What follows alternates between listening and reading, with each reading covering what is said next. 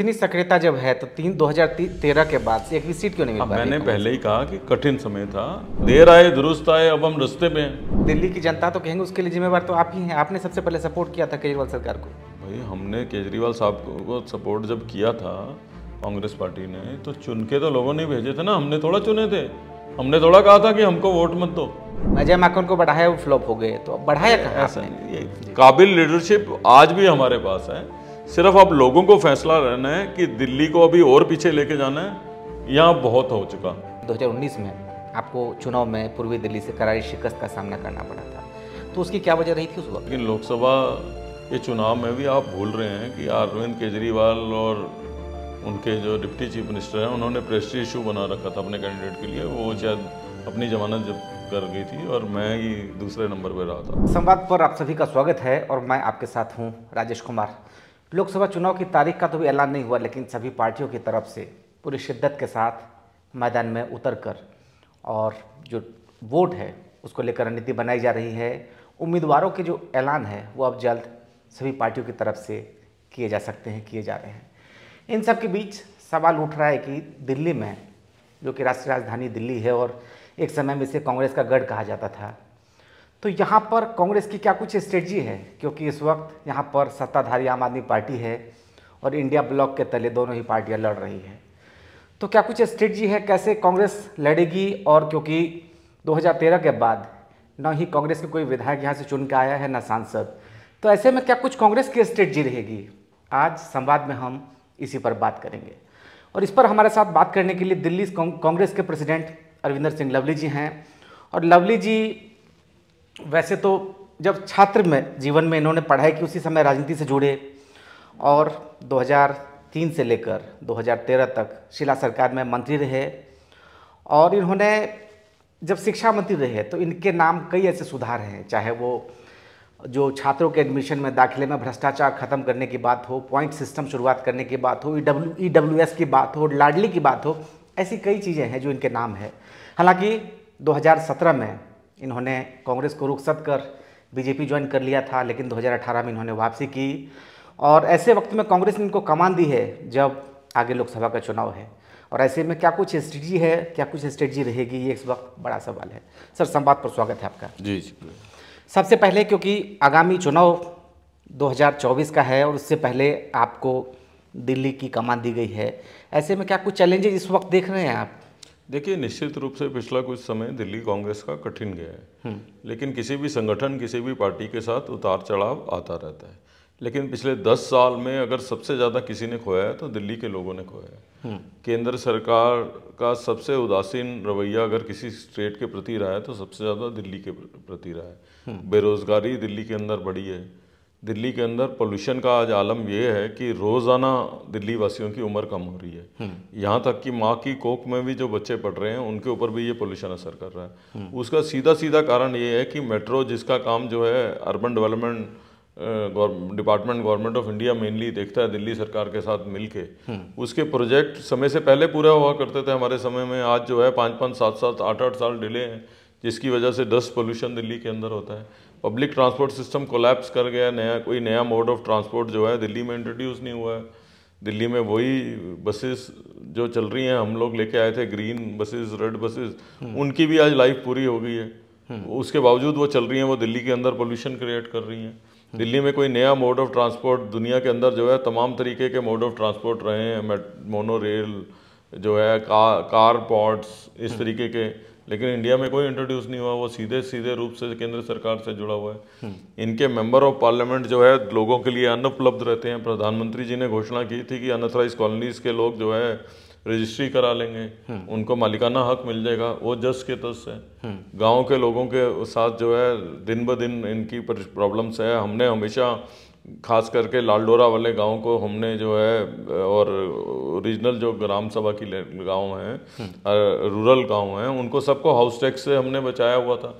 आज उनके ऊपर हाउस टैक्स जो है फिर से लग गया। तो सबसे ज़्यादा खोया है दिल्ली के लोगों ने। तो इसलिए समय आ गया है कि दिल्ली के लोग जो है वो निश्चित रूप से जो है वो आने वाले चुनाव में इनको सबक सिखाएंगे। दिल्ली में 7 लोकसभा की सीट है और इसको लेकर के आपकी क्या कुछ स्ट्रेटजी है और आप कैसे मिलकर अगर आम आदमी पार्टी के साथ लड़ेंगे तो कैसे लड़ेंगे? देखिए, दिल्ली में कांग्रेस ने 7 सीटों पे अपनी तैयारी की है।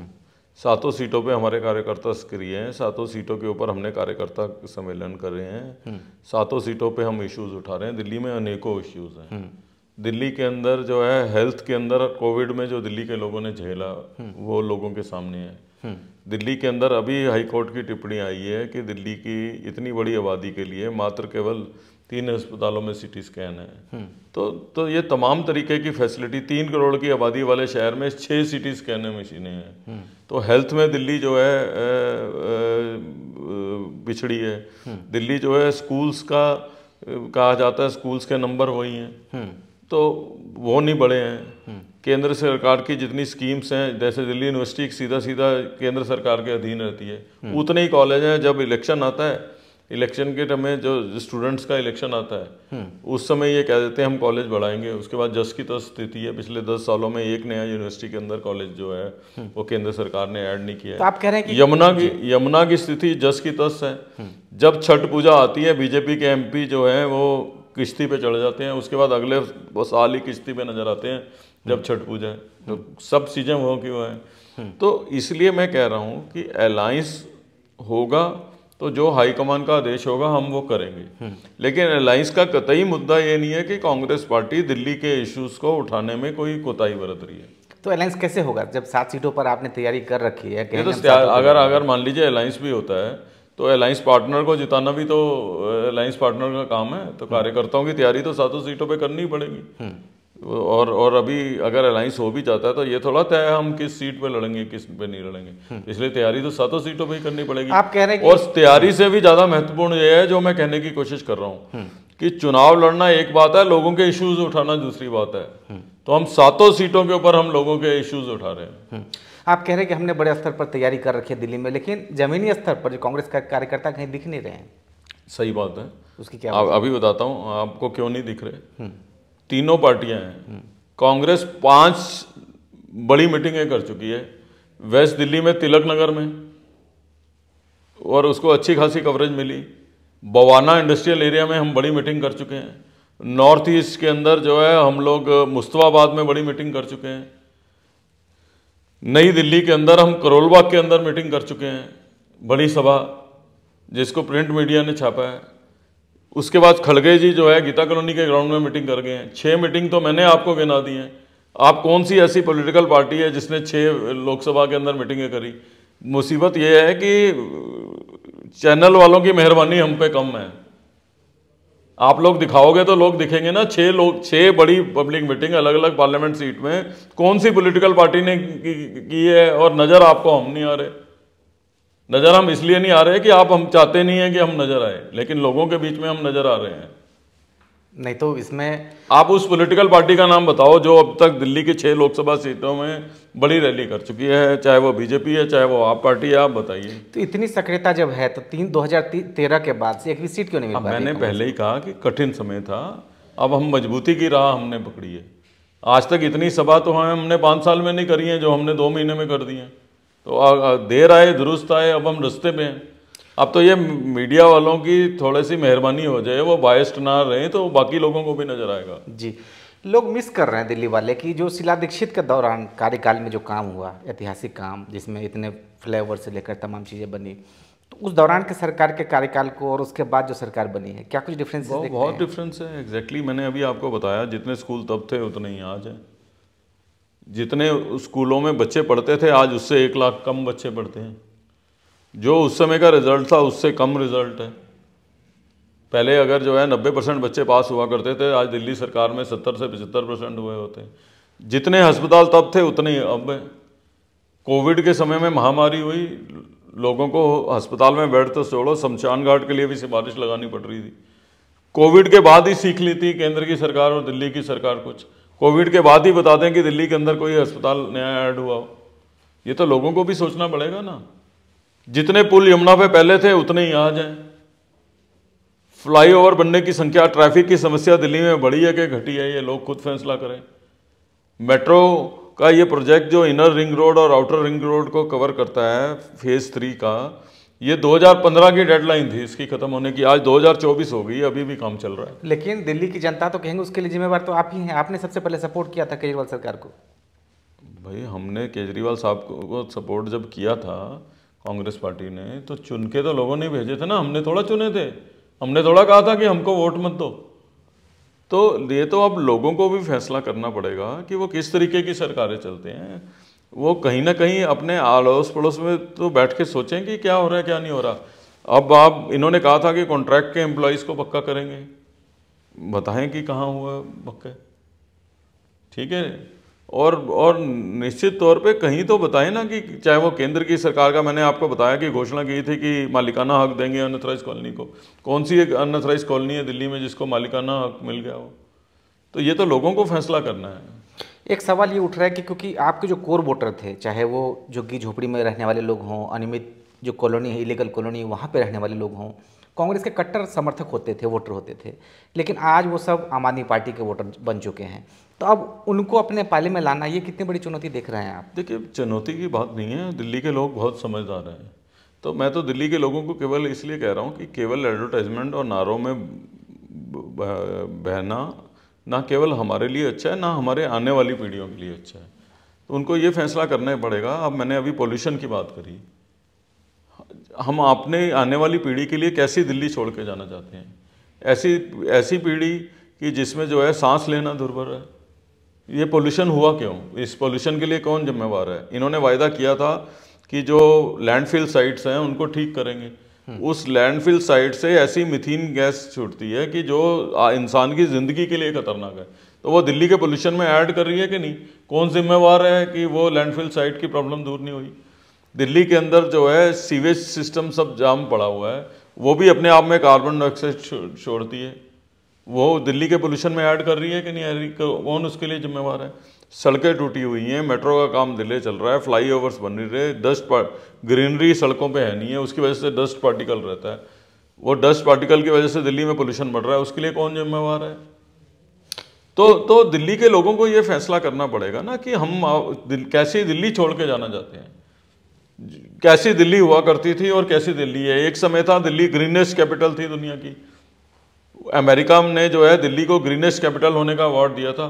वही अमेरिका राजदूत आज ये टिप्पणी कर रहे हैं कि दिल्ली रहने लायक नहीं रह गई। तो ये तो लोगों को फैसला करना है। एक सवाल उठ रहा है कि क्योंकि शीला जी के दौरान जो भी काम हुए, एक जो पोजीशन थी उनकी, आज उनके जाने के बाद जो जगह वैकेंट है, खाली है, आप देख रहे हैं कि उस जगह फुलफिल नहीं हो पा रहा, वजह क्या देख रहे हैं? देखिए, ऐसे शीला जी बहुत ही काबिल मुख्यमंत्री थी, लेकिन वो कांग्रेस की गवर्नमेंट की मुख्यमंत्री थी। और शीला जी के साथ तमाम कैबिनेट के मिनिस्टर, चाहे वो डॉक्टर वालिया थे, राजकुमार चौहान थे, हारून यूसुफ साहब थे, मैं था, और मंगत राम सिंघल थे, डॉक्टर योगानंद शास्त्री थे, अलग अलग लोग, अजय माकन साहब थे। तो वो पूरी टीम काम करती है। आज भी कांग्रेस के पास जो लीडरशिप है वो किसी अन्य पॉलिटिकल पार्टी के पास नहीं है। तो लेकिन लीडरशिप आपने कहाँ बढ़ाया आगे दिल्ली में? अजय माकन को बढ़ाया, वो फ्लॉप हो गए, तो अब बढ़ाया कहाँ आपने? ये फ्लॉप या हिट की बात नहीं होती जी, बात काबिलियता की हो रही है। अजय माकन में जो काबिलियत है वो किसी भी भारतीय जनता पार्टी के और आप पार्टी के किसी लीडर में नहीं है। हारून यूसुफ में जो काबिलियत है वो किसी के अंदर नहीं है काम करने की। राजकुमार चौहान ने जिस तरीके से अर्बन डेवलपमेंट के अंदर जो है काम किया था, आज अर्बन डेवलपमेंट मिनिस्टर को ये भी नहीं पता होगा कि उनको क्या क्या काम करना होता है दिल्ली में। तो काबिलियता की बात हो रही है। वो ठीक बात है कि किसी भी पार्टी का उतार चढ़ाव आता है। तो आपने बात की शीला दीक्षित जी की और लीडरशिप की, उनकी काबिल लीडरशिप आज भी हमारे पास है। सिर्फ अब लोगों को फैसला रहना है कि दिल्ली को अभी और पीछे लेके जाना है या बहुत हो चुका, ये फैसला लोगों को करना है। जी, आप क्योंकि 98 के बाद, 98 से 2003 तक, 2013 तक इनफैक्ट कोई भी चुनाव नहीं हारे, लेकिन 2019 में आपको चुनाव में पूर्वी दिल्ली से करारी शिकस्त का सामना करना पड़ा था।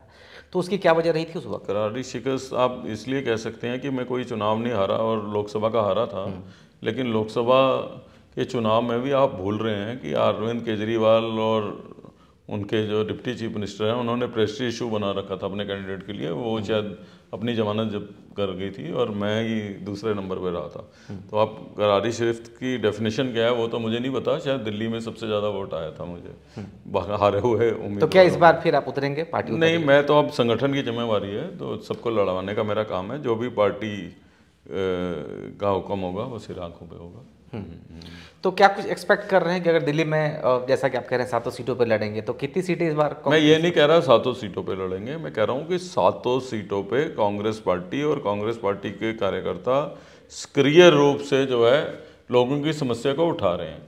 पार्टी हाईकमान फैसला करेगा अलायंस होगा कि नहीं होगा, अलायंस होगा तो जो भी हाईकमान का हुक्म होगा उसके अनुसार काम करेंगे। इस वक्त राहुल गांधी भारत जोड़ो यात्रा कर रहे हैं, मणिपुर से शुरुआत हुई है इसकी, और इसमें देखा हमने कि कई जगहों पर फुल रिस्पॉन्स मिला, कुछ जगहों पर प्रोटेस्ट भी हुआ, हेमंत विश्व शर्मा लगातार जो टसल रहा वहाँ पर। तो आप क्या देखते हैं कि इस तरह की रैली से क्या कुछ इम्पैक्ट होता है पार्टी? देखिए राहुल जी लोगों की आवाज़ उठा रहे हैं। आज जो है आम लोगों से मिल कौन रहा है? आज जो है बड़े बड़े इंडस्ट्रीज, पॉलिसी मेकर्स इन्हीं से मिलते हैं और किसी से मिलते नहीं। तो राहुल जी ना केवल इस न्याय यात्रा में, बिना न्याय यात्रा में भी दिल्ली के अंदर बढ़ाइयों से मिल रहे हैं, कुलियों से मिल रहे हैं, टीचर्स से मिल रहे हैं, झुग्गी झोपड़ी वालों से मिल रहे हैं। तो आम लोगों से तो कोई और नेता मिल ही नहीं रहा देश का। तो इस यात्रा का भी मकसद यही है कि आम लोगों के साथ सीधा संवाद हो सके, जिन लोगों की सुनवाई करने वाला कोई नहीं है उनसे कोई आदमी मिल सके। तो राहुल जी एकमात्र इस देश के नेता उभर के आ रहे हैं जो कॉमन लोगों के बीच में जा रहे हैं। बाकी किसी के पास तो समय ही नहीं है कॉमन लोगों के लिए मिलने के लिए। तो मैं समझता हूँ कि ये अपने आप में एक ऐतिहासिक कदम है कि कांग्रेस पार्टी के लीडर, और हम सबको इस बात का गर्व भी है कि वो लीडर ये उम्मीद करता है कि लोग उसके पास आएँ। ये बहुत कम होता है कि लीडर लोगों के पास जा रहा है, तो हमें गर्व है इस बात का। जी, हमने दिल्ली के नेतृत्व की बात की, तो यहाँ पर एक्चुअली मैंने सवाल इसलिए उठाया क्योंकि दिल्ली कांग्रेस की कमान पहले सुभाष चोपड़ा जी के पास थी, फिर अनिल चौधरी के पास, फिर आपके पास। तो ऐसे लग रहा है जैसे साल भर में 3-3 लीडर आ जा रहे हैं उसमें, तो कन्फ्यूजन सी स्थिति है।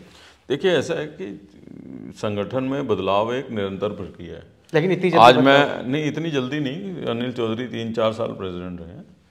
देखिए आज मैं अध्यक्ष हूँ, कल कोई और अध्यक्ष होगा, ये निरंतर प्रक्रिया है जो चलती रहती है।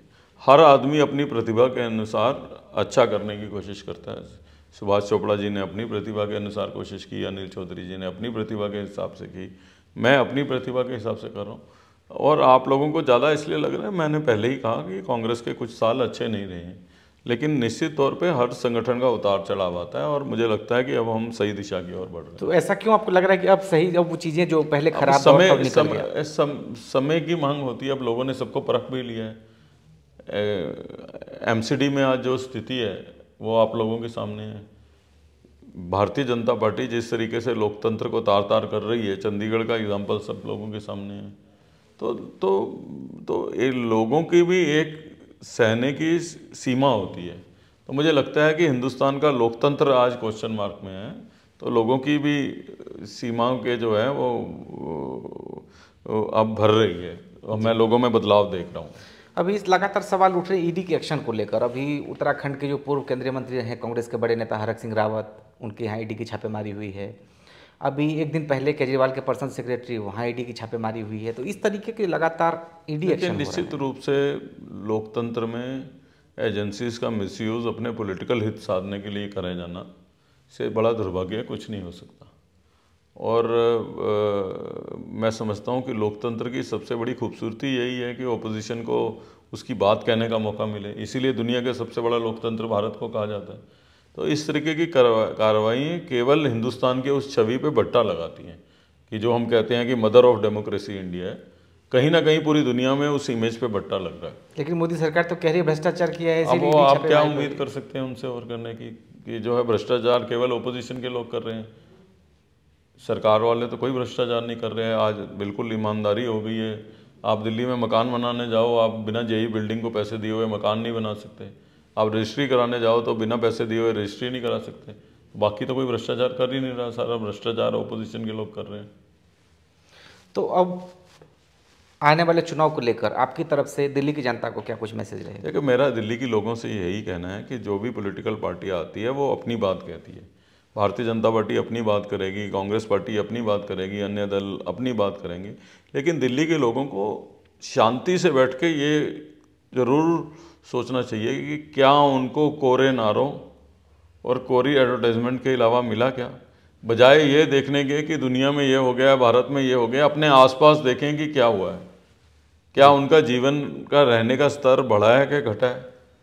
मैंने पोल्यूशन की बात पहले ही की। सरकारी अस्पताल पहले से अच्छे हुए हैं कि ख़राब हुए हैं, उनके आसपास की सड़कें पहले से अच्छी हुई हैं कि ख़राब हुई हैं, ट्रैफिक पहले से बढ़ा है कि घटा है, इनकम टैक्स भरने में परेशानियां बढ़ी हैं कि घटी हैं, जीएसटी देने में उनके व्यापार में दिक्कतें कम हुई हैं कि ज़्यादा हुई हैं, तो तब अपने मत का फैसला करें। उत्तराखंड सरकार ने यूसीसी बिल विधानसभा में रख दिया है, उसको पेश किया है, आप कैसे देखते हैं? अब मैं उत्तराखंड सरकार की बात पे, उत्तराखंड की हमारी मोदी पार्टी, सरकार का एजेंडा है वो यूसीसी वो नहीं, मैं समझ रहा हूँ बात को, हमारे उत्तराखंड की पार्टी इस पर टिप्पणी करेगी। दूसरा, अब क्योंकि अयोध्या में रामलला प्राण प्रतिष्ठा हो गया है, बीजेपी उसको भुनाने जा रही है, तो आपको लगता है उसका कुछ इम्पैक्ट होगा इस बार चुनाव? अब देखिए, मुझे तो इस बात से ही बहुत तकलीफ है कि भगवान राम जो इस दुनिया में नहीं, देश में नहीं, बल्कि दुनिया में रहने वाले भारतीयों के लिए सबसे बड़े भगवान है, उसको भी चुनाव में भुनाने की बात हो रही है। इससे बड़ा दुर्भाग्य क्या हो सकता है। भगवान राम जाने ही मर्यादा पुरुषोत्तम के नाम से जाते हैं, इससे ज़्यादा उनकी मर्यादा को क्या भंग करेंगे अगर ये चुनाव में ही उनको भुनाना चाहते हैं। तो भगवान राम आस्था के प्रतीक हैं, और किसी भी भक्त और भगवान के बीच में आस्था का रिश्ता होता है, उसमें बिचौलियों की जरूरत नहीं होती। भारतीय जनता पार्टी बिचौलिया बनने की कोशिश कर रही है। गांधीनगर की जनता ने बड़ा ट्रस्ट किया आपको और आपने काम भी किया वहाँ, पोल से लेकर और तमाम सिग्नेचर ब्रिज, इनफैक्ट आपने ही उसी एक तरीके से एक बुनियाद रखी थी आपने। तो अब आगे दिल्ली की जनता आपको किस मुकाम पर देखना चाहेंगे? देखिए, दोबारा दिल्ली सही रफ्तार पे आए, दोबारा दिल्ली दुनिया की सबसे ग्रीन कैपिटल बने, दुनिया का best public transport system Delhi में हो, बेस्ट एजुकेशन इंफ्रास्ट्रक्चर दिल्ली में हो, दिल्ली के लोगों का रहने का स्तर, दिल्ली पे गर्व हो दिल्ली वालों को, ऐसी दिल्ली बनाने के लिए मेरा दिल्ली वासियों से अपील है कि एक बार पुनः कांग्रेस को अपना आशीर्वाद दें, ताकि दोबारा हम दिल्ली जो है उसी तरीके से, कि जिस दिल्ली को अपनी दिल्ली कहने में सबको गर्व महसूस होता था, वैसी दिल्ली फिर से बन सके। जी, तो अरविंदर सिंह लवली ने संवाद में हर सवाल का बेबाक जवाब दिया। इन्होंने बताया कि किस तरीके से आज दिल्ली भरे ही दिल्ली में इनको अब तक 2013 के बाद न सांसद जीते हो न विधायक, लेकिन एक बार फिर से दिल्ली के लोगों का भरोसा, इनको जीतने की उम्मीद है। उनको लगता है कि एक बार फिर से कांग्रेस वापसी करेगी यहाँ पर। और संवाद को अपने अपना वक्त दिया, बहुत शुक्रिया। Thank you.